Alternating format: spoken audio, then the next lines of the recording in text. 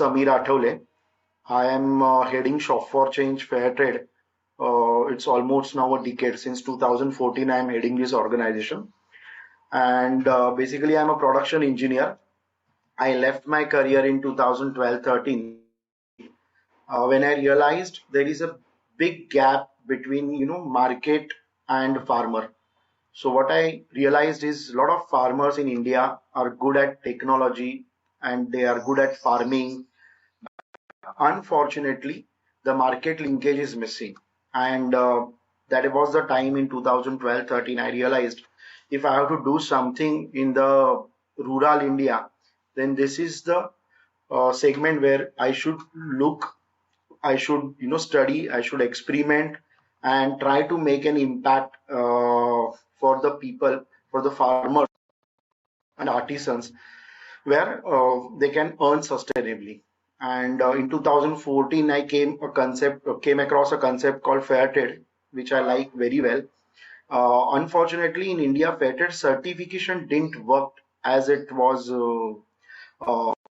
seen in 2009-10. They were planning to launch it in a big way, but obviously, fair trade certification didn't work. But fair trade supply chain, obviously, it has a lot of potential, and a lot of farmers and consumers are willing to get connected directly. This is what I realized. So we will start with the basic idea.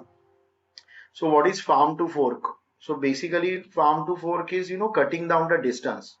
So cutting down the distance between the farmer and the consumer, cutting down the distance between the field and the people.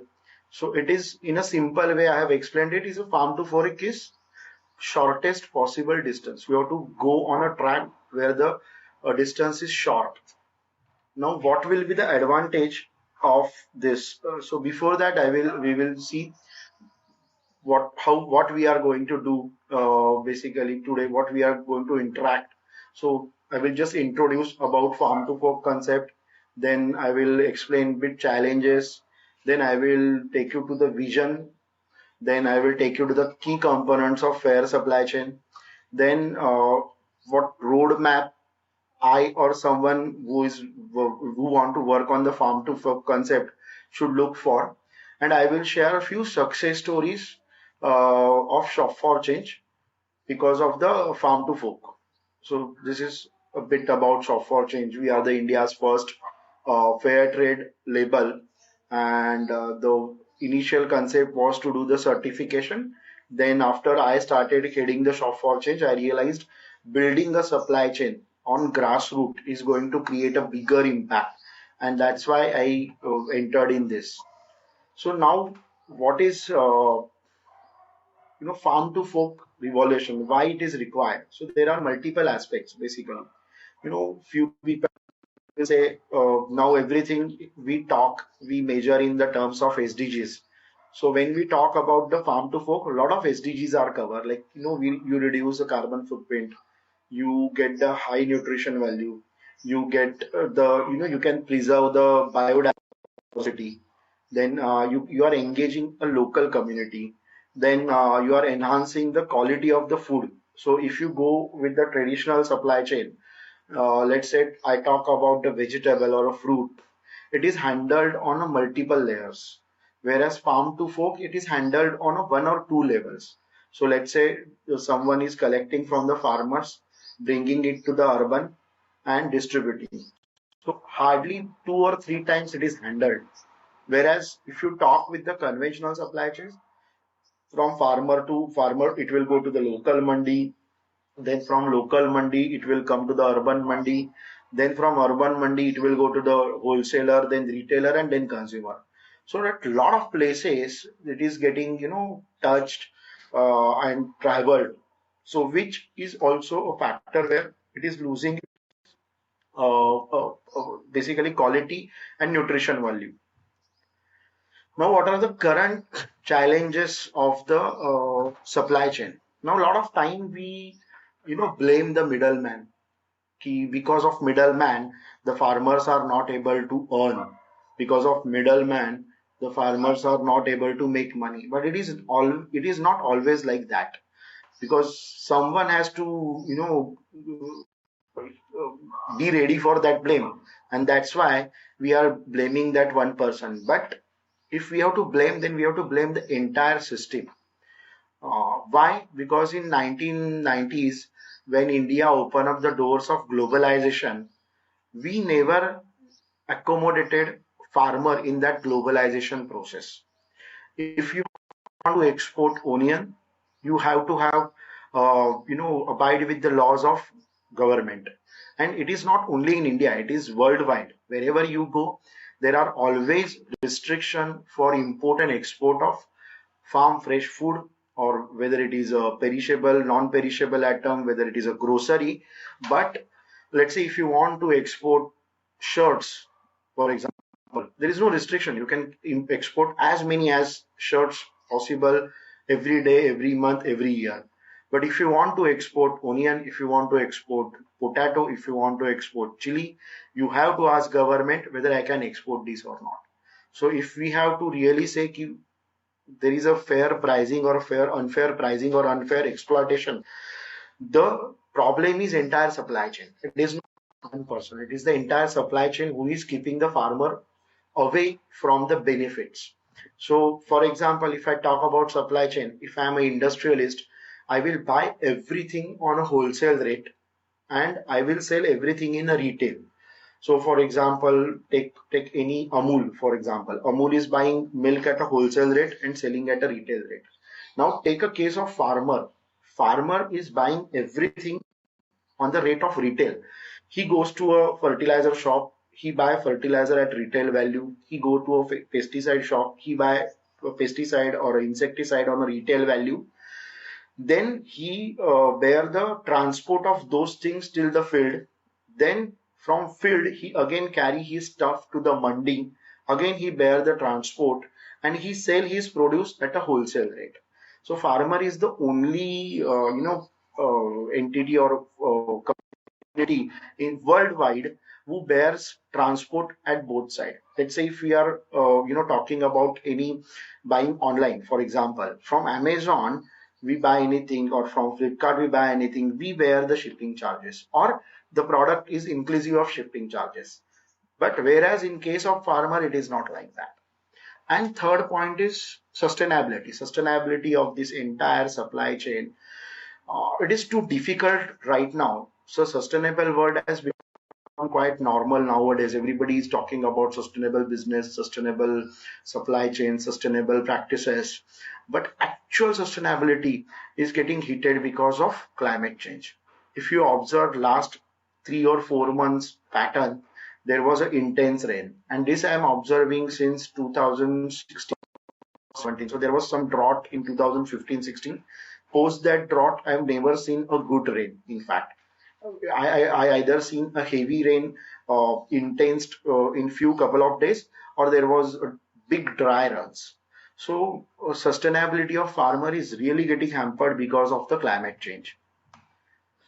Now, how a farm to fork journey can the basic things. So now when we talk about farm to fork, so the operational efficiency is increased. So because we are cutting down the processes, we are cutting down the processes of food transportation, we are cutting down the processes of selling system. So for example, farmer to some local urban coordinator or businessman and directly to the consumer. So we need a middleman. But in farm to fork supply chain, we try to build our own system like a FMCG. So if you buy any FMCG product from Hindustan Unilever, or whether it is a Reliance, whether it is a Tata, so we don't go and buy from their store. Those products are available everywhere, like online, offline. Any, if you go to JioMart, you will find all brand products in a one shop. If you go to a big basket, you will find all the products in a one shop. Similarly, what we are trying to build when we say farm to fork, we have to create aggregators at multiple points. Few aggregators may work on the grocery, few aggregators may work on the fresh fruit and vegetables, few aggregators may work on the spices, or some other grains like rice, dals, and then all together we are bringing in this stuff to urban consumers. So operational efficiency is increased because there are pockets of aggregators developed, and they are selling the product on the shortest possible distance. So the farmers around Mumbai, maybe from the Pune, Thane, Nasik, may sell this to cities in Nasik, Mumbai, and Pune only. Whereas in the traditional or conventional market, it is possible that a product from the Nasik is shipped to the Madhya Pradesh MP or a Rajasthan, because that wholesaler or a trader in a mandi is getting better rate in another mandi. So it is traveling, long distance, because somebody is getting the more benefit. So these are the various stages. So efficiency is improved, transparency is possible. So now if I am buying, let's say right now I am based in Ahmedabad. So if I am buying a vegetable from the local retailer, it is impossible to say from which farm it has come. But if we are creating a farm to fork supply chain, then yes, you can ask your retailer from where it has sourced. And now there are few people who are actually printing the QR code, which takes you to the farmer, and you try to understand who is that farmer, where he is located. And this is possible because of the entire technology integration. And the sustainability is also increased in this segment, because when you are handling local consumers, they understand the challenges faced by the farmers. They understand if there is a heavy rain, if there is a low no rain, and if there is a fluctuation in pricing, so they will try to accommodate. Whereas in a conventional supply chain, if the rates are down, then that benefits are not reaching to customer. That benefits are minted by the people in between the supply chain. But obviously, when the rates are higher, they are pushed to the consumer side. So when we talk about sustainability, I always see the sustainability is considered from both points, like who is transforming the things from like a rice to eatable rice or edible rice. So that entire process, if we are distributing benefits as well as challenges, then the sustainability is assured. If we are pushing challenges or benefits only on one side, then definitely it is not going to be a sustainable. Some point it will break. And that's why we are seeing a lot of farmers are under stress, because they are not getting benefited because of the rate fluctuations, but obviously they are getting hampered because of the rate crisis. So this is what we discussed. What are the various points about the farm to fork supply chain? Now, if anybody wants to start a farm to fork supply chain, you will see a lot of ideas, lot of things कि ऐसा करो वैसा करो technology लाओ. But first thing I always suggest to the people कि we have to first start with retailing, because generally farmers are selling sell, and that's why they are not getting benefited. So if we want to convert the benefits towards the farmers, then we must motivate him to get engaged in B2C supply chain. So when I started in 2015-16, it took me 2 years to convince farmers to start selling stuff in the retail segment. So they were habitual कि after harvesting sell everything to one guy, and that's what they were expecting from me. I started convincing them कि, this is not going to work.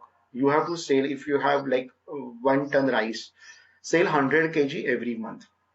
Down the line of 10 months, you will get better rates, because every month if you are selling 100 kg rice to some small retailer, then you are getting benefit of rate fluctuation. That is the first advantage you get. There is a possibility, like during the Diwali time, obviously the rate goes high, then post Diwali the rate drops. Whenever there are transition in nature, because when we are entering a summer to monsoon, monsoon to winter, and winter to again summer, the obviously production is low of the fruits and vegetables. that time you get higher rate. So obviously, whatever produce you have, if you try to directly sell, you try to sell in parts and pieces, then you will get the maximum benefits. And that is what we talk about innovative retail. So what is innovative retail is, you know, it is too difficult to go with the conventional retail like a FMCG. So we have to build our systems. We have to build our own community. We have to build a community where we can deliver. So that's how we started in 2016. We started by putting up the stalls on the roadside, literally. And we used to call the farmers from the Junnar, Lenadri, area, from the Pune district majority, and few from the Nasik district, to put up to get their vegetable, fruits and grains and sale upfront. Then slowly and steadily we started building the community on WhatsApp. So that is how technology integration took place. It is not about technology integration means we have to go and put up the sensors in the field. We have to engage robots and do the automation of farming. That is not required. What is required is a simple technology which will create a mass effect. So when I started, it was like I've created the WhatsApp groups. 8 10 groups were created. That time we were having a restriction of 250 people. So we have built audience of about 2 3,000. Then started sharing the farmer's life with them. We started sharing the challenges the farmer is facing. And with this system, slowly and steadily, farmer able to build a concrete sale. And we also, help farmer to build clusters. So collaboration is the key to success at the farmer's end, and whereas innovation and technology will be the key to success at the consumer end. Collaboration, why it is required? Because one farmer cannot supply all types of things which people are expecting. So farmer has to build their clusters. So what we have done is we have built multiple cluster. Like one cluster will work on grocery, one cluster will work on fruits and vegetable, one cluster will work on the processed food, like laddu snacks items, basically laddus, chikkis, and like other another dry items like chivda. So whatever a consumer in a urban area need for like evening snacks, few things for the morning breakfast like a poha, then suji. So then even the cooking oil, cold press cooking oil. So we have built a cluster, various clusters. So 8 to 10 clusters were built in Maharashtra, like in the Nagar district, in Pune district, then one in Nasik district, then Sindhudurg, Raigad district. So, and then we connected all these clusters together. We asked them to interact with each other, share their experiences, and finally, we created a hub in Mumbai where all these products are aggregated and sold to the common man, basically. So anybody is having any doubt or something I need to speak about, please let me know. You can type in.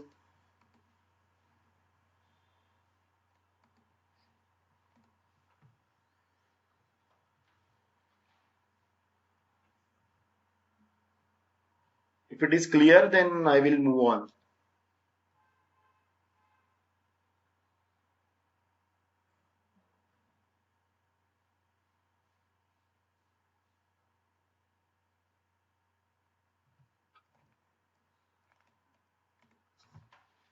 Yeah, so yes, sorry, you reminded me.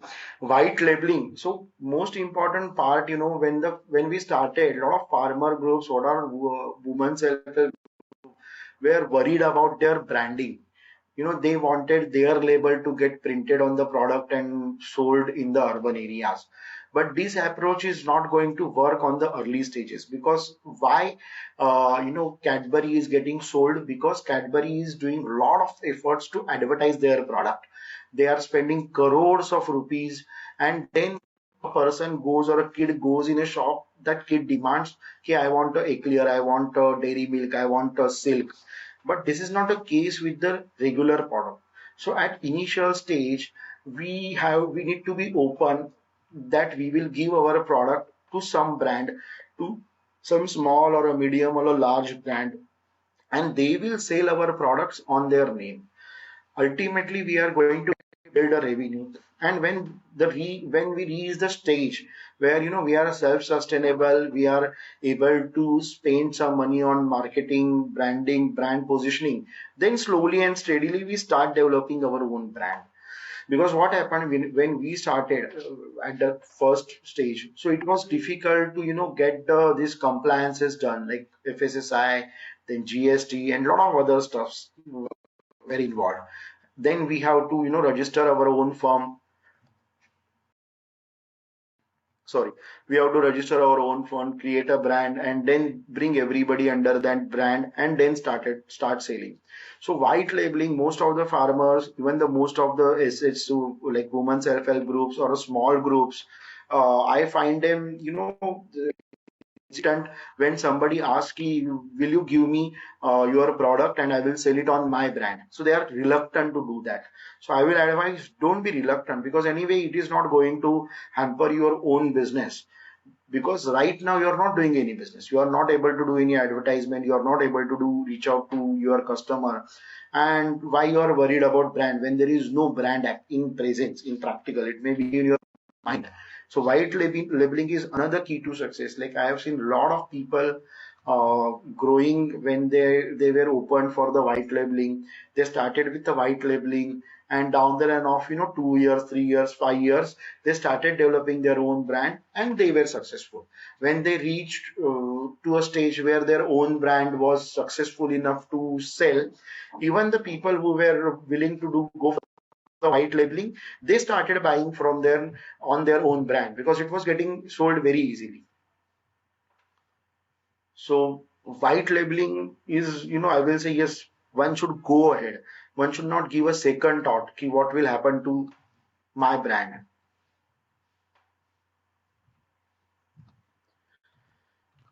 Now I will share few success stories with you. So first, you are seeing this a small house. This house is built by a vegetable farmer. I know it's not a small house; it's really a big bungalow, and I'm happy that I was working with this farmer for about 6 to 7 years. And in 2 years back, he built a big, large house. Now he is doing more than a 2 or 3 crore turnover in fruits and vegetable. He has created a real success story, impact in his vicinity. He's working with about 200, 300 farmers, and he's daily brands like Amazon, Grofers, Big Basket, and this is what a success of the small things coming together. So I have started working with him in 2014-15. That time he used to supply about 700, 800 kg vegetable a day. Today I think he's selling about 4 or 5 ton of vegetables a day.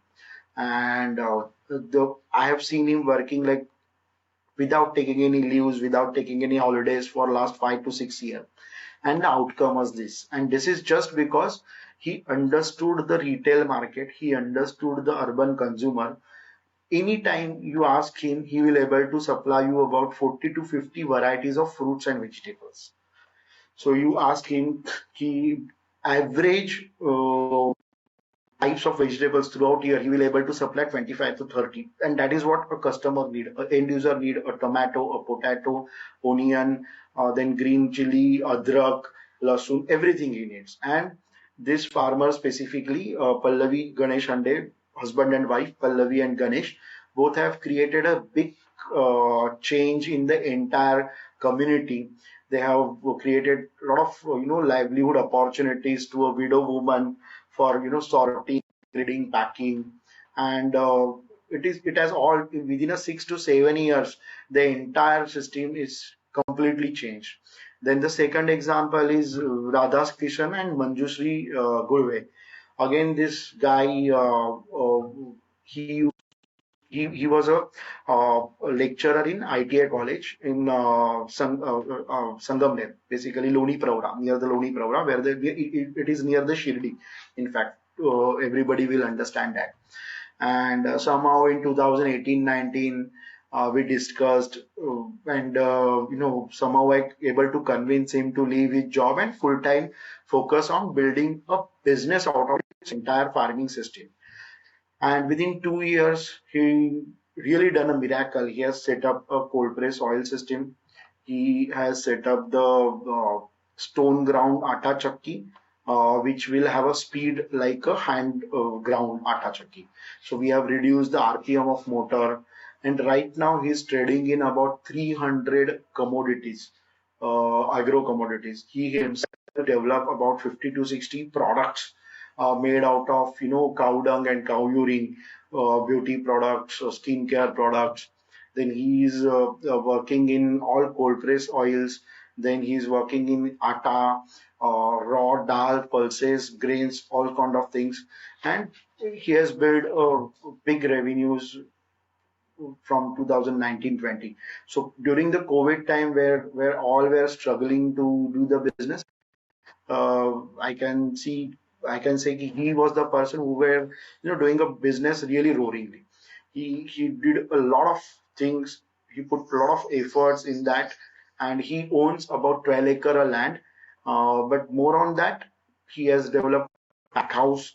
He is right now working with about 300 to 400 farmers. So again, whatever I mentioned about collaboration, both the farmers are adopted that technology. And the third example is very interesting. The Babu Waghera, he is a tribal farmer basically. He lives in Jawar. So again in 2018-19, we explored the opportunity of exporting green chilies from Jawar to London along with the help of Del Monte. So about 40 farmers was selected in that, and they could able to earn about a lakh or two first year, and then the revenues gone up like anything. So take an example of any a small tribal of Jawar, uh, where the average earning of a tribal farmer in Jawar may be around 15,000 to 30-40,000 yearly. I'm talking about. From that ratio, they have grown to a 2 to 3 lakhs a year. So initially 2 years they exported chilies to the London.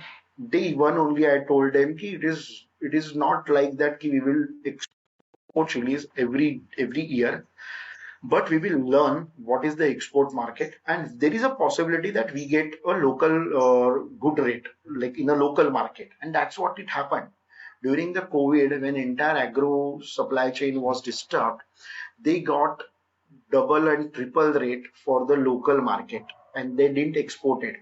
And from that year onwards, they're selling all green chilies locally. They're getting almost double rate, and because they could able to give the export level quality, they're getting the better rates.